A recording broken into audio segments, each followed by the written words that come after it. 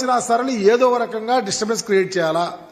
ఈరోజు మా పేదవారైనటువంటి వాళ్ళు ఈ సమాజంలో ఎవరు డిజర్వర్స్గా ఉన్నారో వారికి సహాయం చేసే వ్యవస్థను ఆపించావంటే ఆపించావు.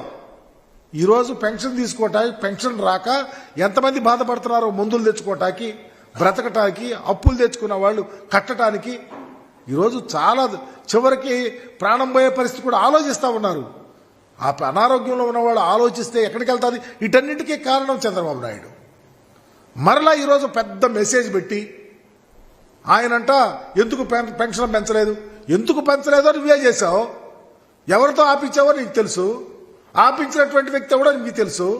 నువ్వు ప్రజలను మోసం చేయటానికి మరలా కంకణ బంధువులాగా పనిచేసి మెసేజ్లు పెట్టడం, పెన్షన్ నేను ఇస్తానని చెప్పడం వచ్చినాక నువ్వు వచ్చేది ఏందయ్యా?